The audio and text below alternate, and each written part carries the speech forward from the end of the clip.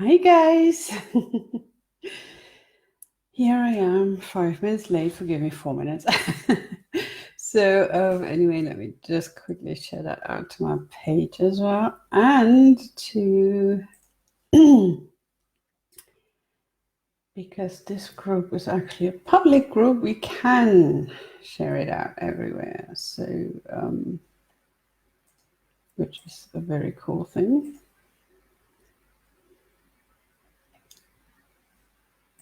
I just have to quickly, yeah. So actually, okay. So bear with me while I'm doing that, and I hope people get, coming on as well to watch. I'm just sharing this out quickly to a group, which is creations. There we go. And to, and to my page, of course, Divine Writings. If you haven't liked Divine Writings yet, please do so, because I'd be ever so grateful. I'd love to hit the 3,000 mark with it as well. So yeah, here we go. All there. Brilliant. Okay. Cool. So all set. Original. Oh yeah, there we go. Ellen, Kat, and Joy. Hello. So it's gonna be 3 parts tonight. I've put all of them in there, but part 1 is now I'm gonna do separate lives and have little breaks in between because need to go have a glass of water or something, whatever. Or let the cat in and out. In any case, and you guys can go and have the commercial break for whatever you need to do as well. So anyway, happy Valentine, first of all. Jade, Cindy also, hello, and nice to see you. And we are going to start with Tank Sales of Spain. So in a time of hi team.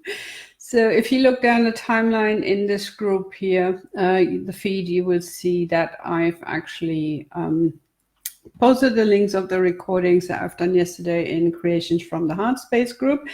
And I've read chapter 1 and 2. So, oh my God, what did I do here? Don't tell me I've printed out the wrong one again. Did I? I just need to check that. No, I didn't. Yeah, sorry, getting confused here. So there we are. I read chapter 1 and 2 yesterday in the group, and the recordings are on YouTube. I've posted them as well in the announcement too. So you can have the whole thing together. And now I'm reading chapter 3 and 4 for you here. And later on, we're going to have from another couple of books as well. So there'll be 3 parts, okay, from Tank, which is the first book in the Seals of Spain Reverse Harem trilogy. Then we have Drew, which is Seals in Spain. That's Band of Brothers trilogy, the first book. And then we have the first couple of chapters from Opposites Attract, which is a standalone romance novels. And I'll just put in the link quickly here as well, so you can have a look. This is a free book, unless you go to Amazon, it's 99 cents there, but everywhere else is free, which is Black Veil, and it's got teasers from all my other previously published romance books in there, so you can have a look at everything yourself. Okay, so I'm going to start now. Chapter 3 from That's Tank Again to Book 1 from Seals in Spain trilogy, Squash and Flying Saucers. I swear it's the first I heard about lemon squash, Seb said by way of an apology when Sarah entered the hallway. Go get me 2 lemons, please, and a couple of sprigs of mint, Sarah requested of him. Tank can show me the kitchen. Sarah had seen the herb garden from the window. The kitchen was most likely below them somewhere, as there were so many fresh herbs growing there. It would make sense for the cook merely having to step outside to get all he needed to season whatever food he was preparing. Dom joined them in the kitchen. Did I hear you tell Pearl she was behaving like a spoiled brat, like the spoiled brat of a bushman? He asked incredulously. Oh, their children would never be so rude. They have a very civilized culture, Sarah said, and smiled at Tank, who handed her the lemon press. I need a sieve as well. We don't want her to choke on any pips. Her swallowing might be affected from her diseases too, Sarah explained to the men. Do you have any medical knowledge? Dom asked. Not any formal training, but when you've cared for a few elderly relatives, you learn the ropes over time. I also worked for a year at hospice before I injured my leg. Then I returned to office work. I needed a change at the time. How did you injure your leg? Seb asked. I was hit by a drunk driver who had also taken drugs. Quite a cocktail, it turned out, from his blood results. While I was cycling on my bike. Luckily, I got away with relatively minor injuries. The doctors and police all said it was a miracle I had even survived. I was thrown against a wall head first. Whoa, Seb murmured. You were really lucky then. Yes, I was. I still have a scar right by my hairline, but it was only a graze. I didn't even have a concussion. She showed them the small scar and shook her head. I was really lucky. The men all nodded and made affirmative sounds. Luckily, my son was already 18 years old. He took care of his sisters the week I was in hospital, bless him. That way, no one meddled with my children. She smiled, proud of how her children had pulled together and helped until she was fit enough to resume her maternal duties. The driver wasn't so lucky. He smashed into the same wall and has been in a coma ever since. In fact, I was thrown up in the air and hit the wall higher up. Otherwise, I'd have been pulp smashed between the wall and the car. I couldn't have survived that. Instead, I bounced off and landed on the crushed bonnet. Serves him right, Seb muttered.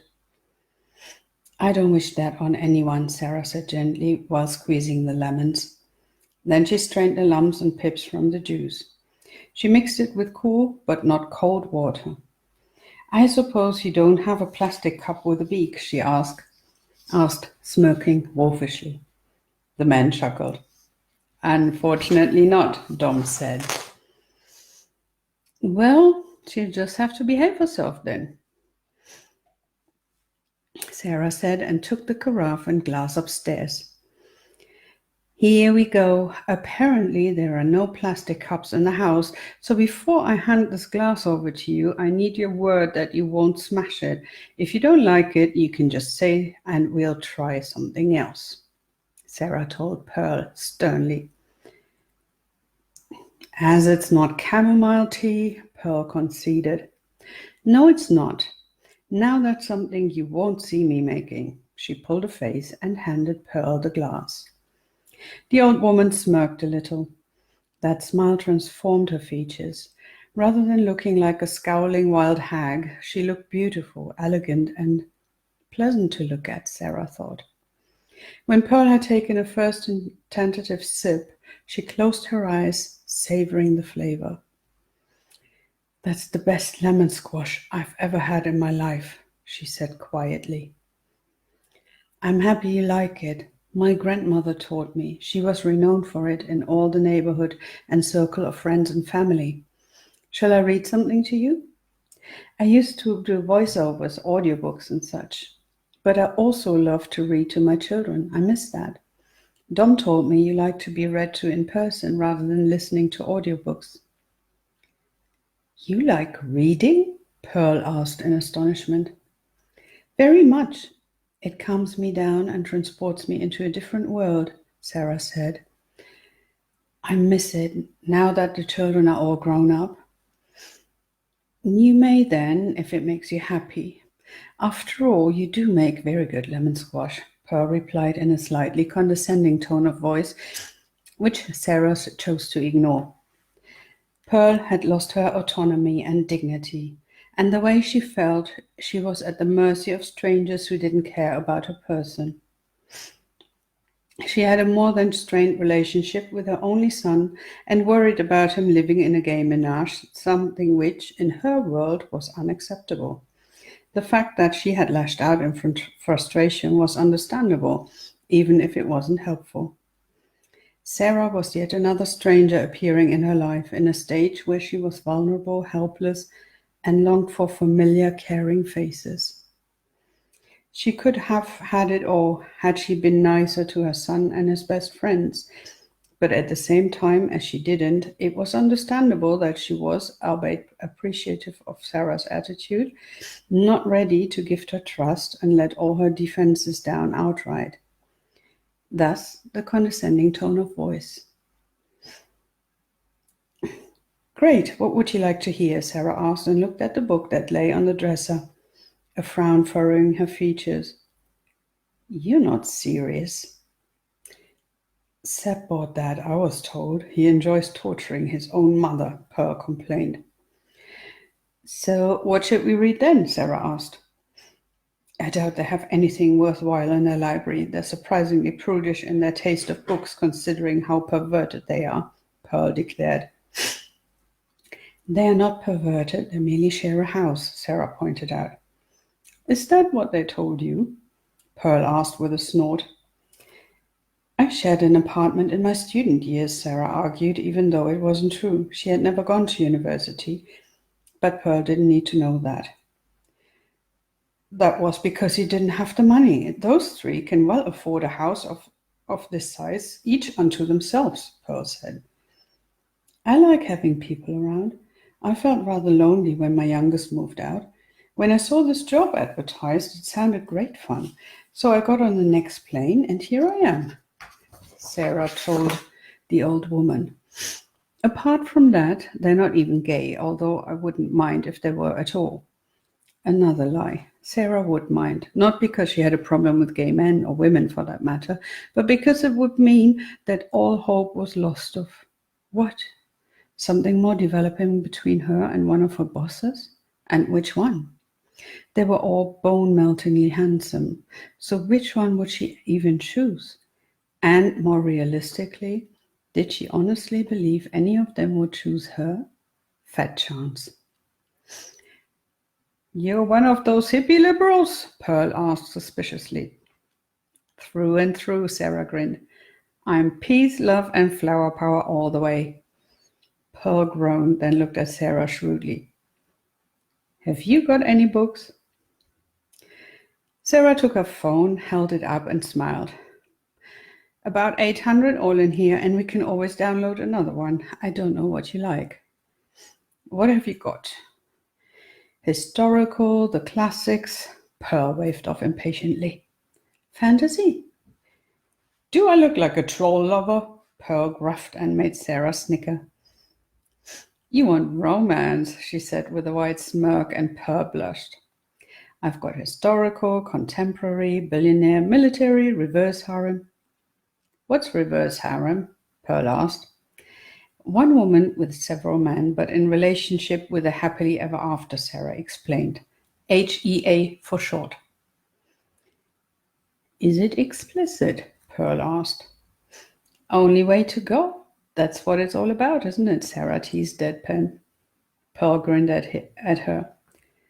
But no gay stuff in there, she asked. Just one of the books I've read has a bit of man-on-man action, but that's not really so much my thing either. I like the female to be the uncontested center of attention.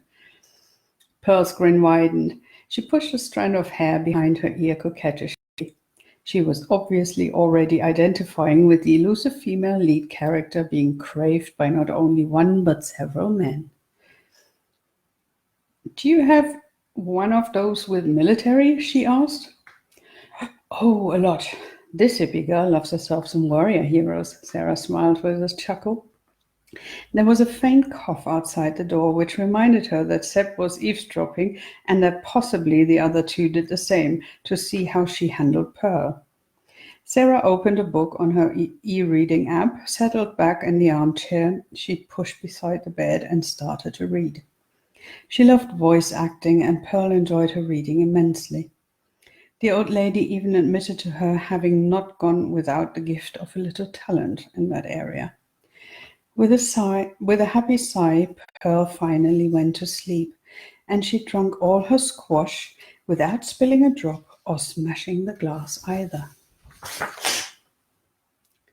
Chapter 4. Hi, Jennifer, Colin, David, and Jill. Good to see you guys. Thank you for joining me live. Chapter 4. Knowledge is overpowering. Sarah rose quietly and left the room, shutting the door behind her. Pearl had a medical bed with a ringer she could press to alert the carers if she ever woke up and needed anything. There were carers on duty around the clock. When she turned from the door and looked up, the three men stood in the hallway staring at her. My mum is complaining about us being perverts? Seb asked incredulously and shook his head. Which woman doesn't fantasize about being the center of several men's universe? Sarah shrugged. I like your mum, she's cool. Dom led her to her room at the other end of the hall. This would be your suite then, he said. The bedroom was huge and had a lounge on one side of it. The bed stood at the opposite end. A couch and two armchairs were dotted around an open fire. The room was tastefully furnished in light colors with white dominating it. We can get you pink covers or cushions if you like, Dom suggested hurriedly. The ensuite bathroom is over there, and that is the door to the dressing room, he pointed out like a zealous tour guide. Sarah looked into both rooms. When she raised her eyes to the ceilings, there were still some original paintings. Does the bathtub have a whirlpool function? She asked, seeing the jets inlaid in the oversized tub. We had it newly fitted. We thought women liked that sort of thing, Dom said, a little embarrassed. You must be really desperate, Sarah observed with a laugh. But it's definitely working. I love it. An entire suite, heaven. It's an absolute dream. I'm glad you like your new home, Dom said with a shy smile. She still hadn't signed, and he was still not sure whether she'd be able to cope with Pearl's dramas and tantrums for longer than her predecessors had been able to.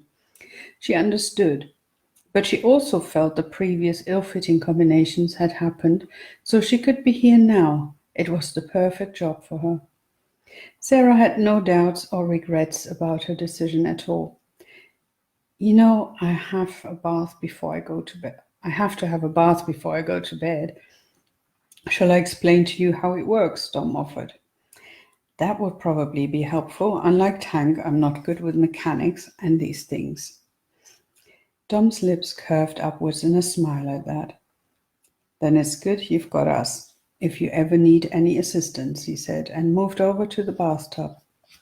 The tap is the same as in ordinary bathtubs, but you can fix it on a certain temperature, you see? They are marked here. The difference is that the water streams in from below, so once the bottom of the tub is covered, it is not so loud. Interesting. That would need a powerful pump, wouldn't it? Not only has the water to be transported upwards, but it must also withstand the pressure from the water above it pressing down. The fuller the tub, the more pressure the water exerts, Sarah mused. I thought mechanics wasn't your field of expertise, Dom asked with cocked eyebrows. I couldn't tell you how to calculate all that, let alone build a pump that is able to fulfill this function. And when I'm faced with handles and knobs and things, the practical part often eludes me, Sarah explained. But I find physics still interesting. I just need the dummy version. Didn't sound all that dumb to me, Dom said softly, before he turned back to the tub. This is the handle for the jets. The more you raise it, the stronger it gets. Quite simple. Now this handle here is for air bubbles. Jets are great for massages, and bubbles are, well, they feel different, but of course, if you set them to maximum power, you could use them for massages too. However, if you leave it on low, it's more like being gently tickled all over. You must be so desperate. All this state-of-the-art technology, Sarah giggled.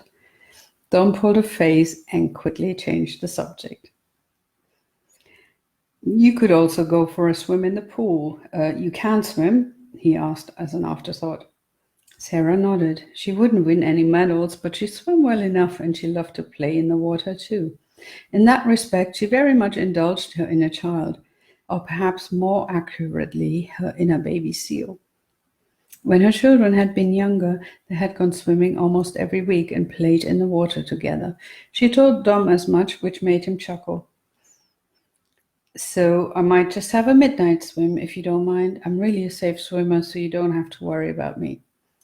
Oh, all right. Then I tell the guys we'll go swimming in the morning, so you have the pool to yourself. Oh, please don't change your plans on my behalf, she threw in quickly. I'll just have a bath then. We could always go for a swim together. Would that be acceptable to you? Dom suggested, but Sarah hesitated. I promise we won't splash or duck you. She didn't need this reassurance. Her concerns were of a wholly different nature. Despite his earlier assurances, she felt self-conscious about her body in the presence of 3 such perfect male specimens. But then her excitement over going for a swim won, and she promised to be down 10 minutes later. You brought a swimsuit? Dom inquired. Oh yes, I love to swim, she replied. 10 minutes later, when she emerged not from her room but from her suite, Dom was waiting outside her door in a toweling robe.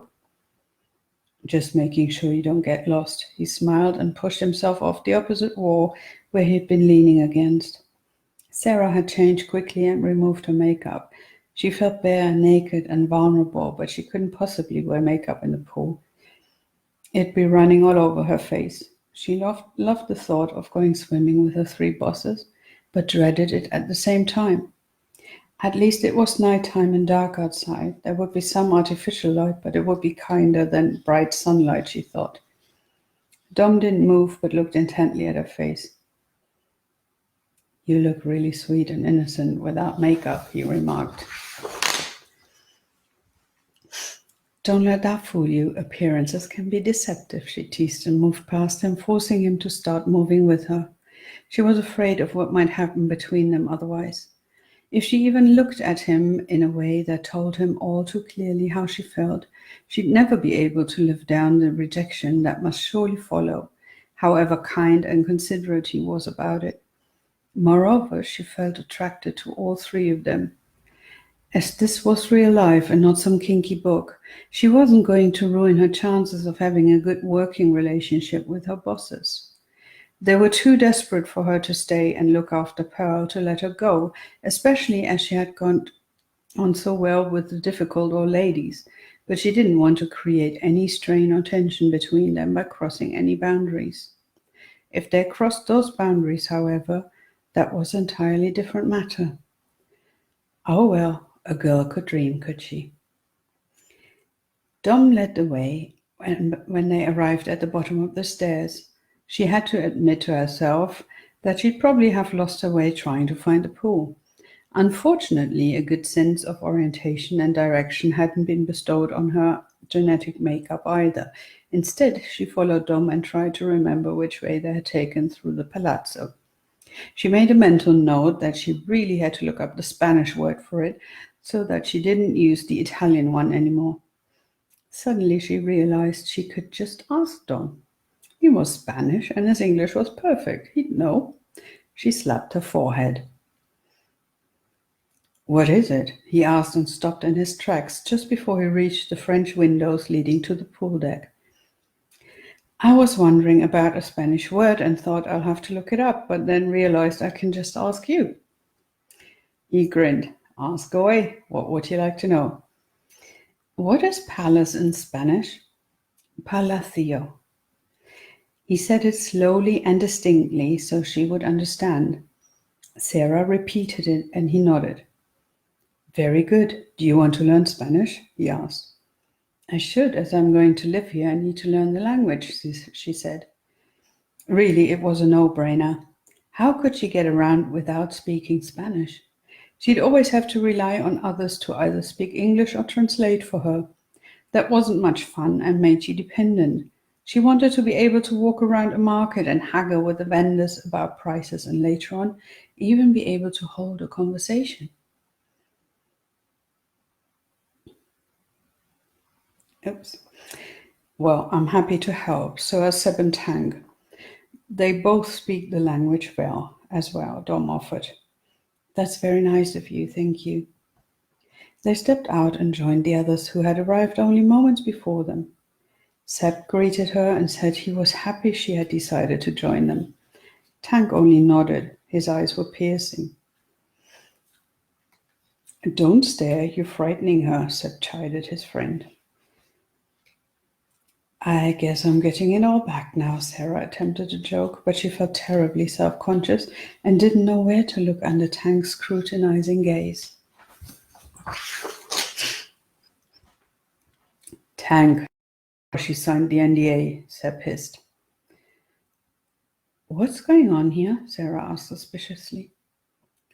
Nothing really, Seb replied. But in our line of work, we must ensure that you're not a spy and selling to the highest bidder. You know, it happened in the past and we know you're not that kind of person, but we have everyone sign one ever since. It's standard procedure.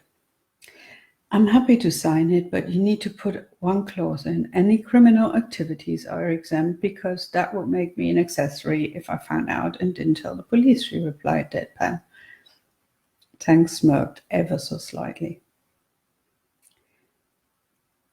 An NDA is legally forfeit in those cases by Spanish law. I can show you the relevant passages in English translation tomorrow, Dom told her. You definitely watch too many American crime shows. Fine, you show me. I'll sign. Then we all have what we want and everyone is happy. I've had some bad experiences in the past as well. Standard procedure ever since. She threw their argument back at them. Tang only chuckled and Seb grinned. She's good, Seb said. She'll keep you on your toes. Dom snatched up his phone and called someone. There was a rapid conversation in Spanish and then he hung up. My company lawyer, he's going to send the relevant pages shortly, Dom explained. Sarah was proud of herself for not being too intimidated to make such a demand. The men looked at her, not with annoyance but respect. Good. She liked that they were unafraid of her bringing this up. She assumed they either had nothing criminal to hide or it was so well hidden that she couldn't find out. Either way, she was out of it. In the past, she had worked for a shady company. Naive as she had been, she had wondered why the pay was so good when she had not had any experience yet. So she had gladly taken the offered job. When she finally found out that her boss, who had always been so kind and considerate towards her, dealt in illegally imported stolen goods, he had reminded her of the NDA she had signed. Sarah had resigned on the spot. She couldn't have run the risk of being involved with criminal dealings. If she had been sent to prison, her children would have been destitute. So instead, she had found another job and had been careful what she signed. Years later, she had asked a lawyer she had met in a social setting whether an NDA was applicable under such circumstances, phrasing it generally. The man had told her the duty to report any crimes was higher than the agreement in the NDA. Also, criminal activities didn't count as company or personal secrets. Therefore, she would have been well within her right to report it. However, as she had been afraid of getting into trouble at the time, she hadn't chanced it then and regretted it ever since. She had vowed not to make the same mistake twice, and now she had clearly stated her demands and had been rewarded for it. Dom's phone beeped. He held it out to her and showed her a link, offering to print it out for her. Sarah could see in the URL that it was a government website, and she declined, reading through the text, then nodded in agreement. Nothing stood in the way of her signing the NDA any longer. Just make sure you don't kill anyone on the kitchen counter, she said seriously, and then laughed at the men's faces. Their expressions were hilarious.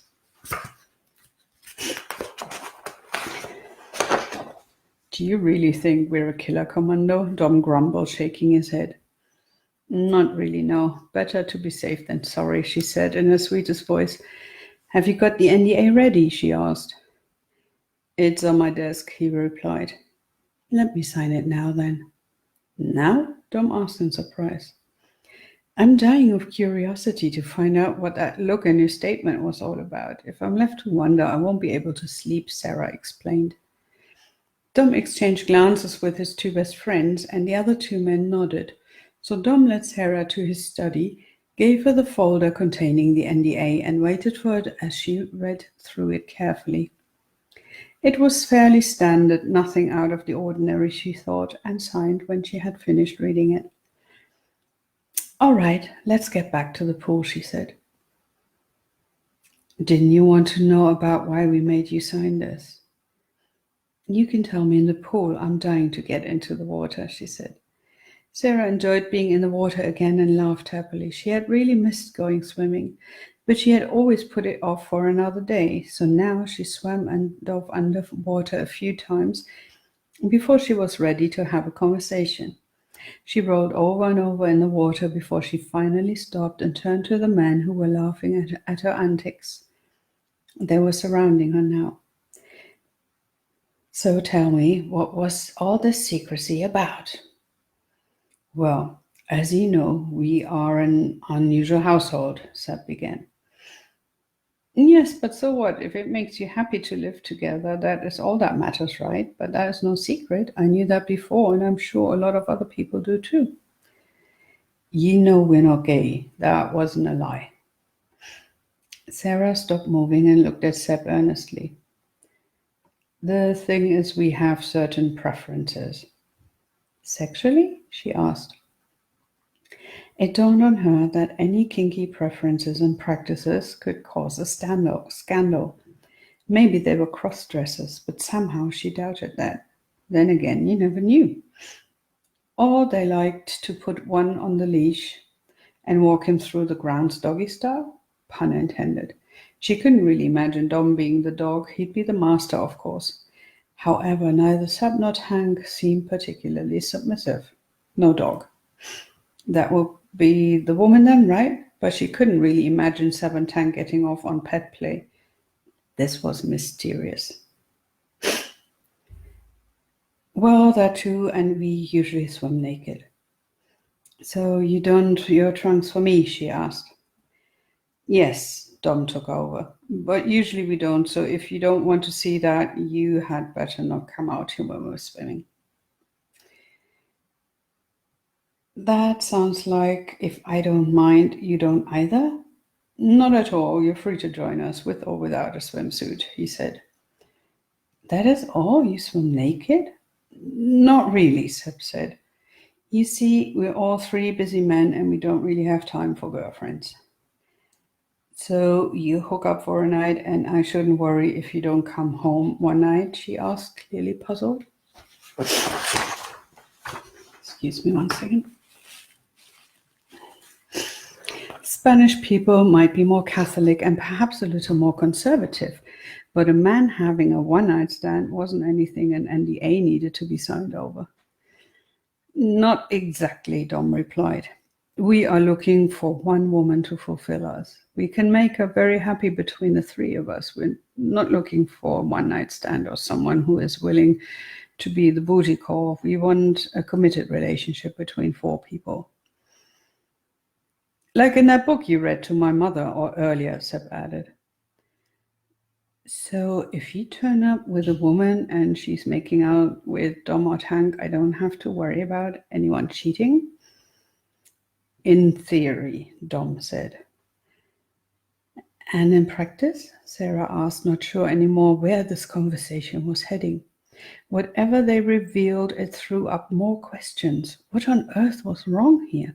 She had already told them she didn't mind anyone being gay or living in a menage. Sharing a woman didn't seem too outlandish considering the level of... This was nothing. Well, in practice, that woman could be you. But there's no pressure. It's not a condition to your job description. If you only want to be the housekeeper and companion to Pearl, that's perfectly all right with us. Dom had raised his hands at her shocked expression. Only then did she realize she looked shocked.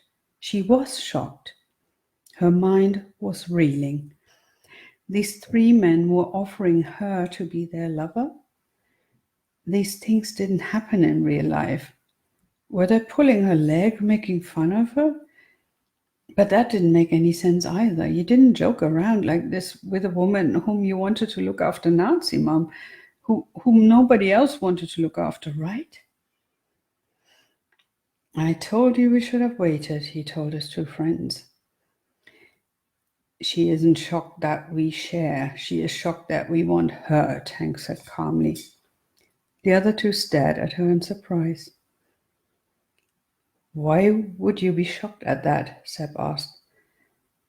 Well, look at you, Sarah said helplessly. Yes, and? Seb asked. Well, look at me, she said, feeling her cheeks heat. I'm not exactly a Victoria's Secret model, am I? We don't like models, we like real women, Dom said decidedly, sounding slightly terse.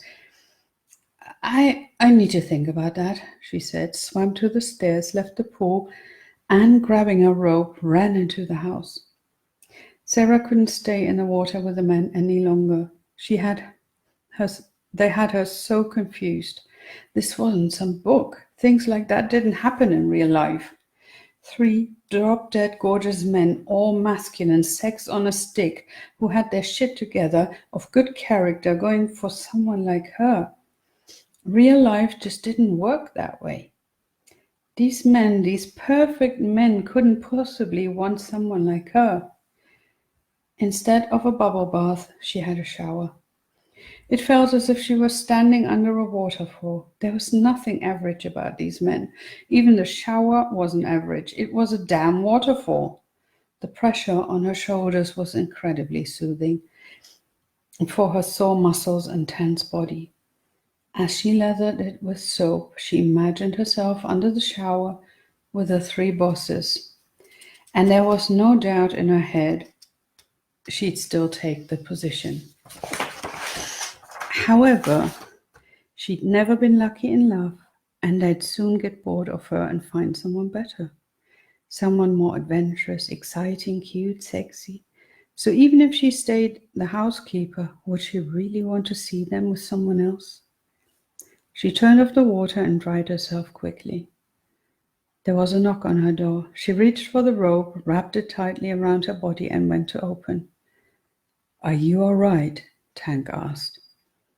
He stood a little back from the door, but it still seemed as if he was filling out the entire door frame. Why me, Tank? I'm nobody, she whispered. Tank's face contorted in anger. Don't ever speak about yourself this way again. You have no idea about your beauty, your radiance, your warmth, do you? I'm not beautiful. I'm overweight, out of shape, and I even have some wrinkles already. She stopped talking when he took a step forward and laid a finger on her lips. You are beautiful, warm, a mother. You've created life. Wear your scars with pride. You're a goddess, he said, and stepped even closer. But she raised her hand to stay him. I need time to digest all that. I will still take the position if you were serious that it doesn't come with conditions. Of course not. You're the only one Pearl ever allowed to talk back at her. That alone will guarantee you the job from our side, he told her. Okay, then please don't do anything else but be my bosses, okay? She pleaded. I understand that you need time to get to know us and learn to trust that we won't do a number on you. Let us know when you made a decision either way, he said. When she nodded, he turned and without another word left her room again. After all, everything was said, and he'd probably used up his maximum contingency of words for the month already. She was glad when the door shut behind him, but her body was trembling with need for him. She lay down in bed and fell into a deep sleep only of pure exhaustion could bring. So, hi Susan, Lindsay, Melanie. Thank you so much for listening to this. I'll make a 20-minute break and then I come back. I'll announce that 5 minutes before I come back on as well, okay? So I'll see you a bit later. Have a beautiful Valentine's Day, and anybody who's got to rush off to an exciting date, have fun and lots of love. Literally.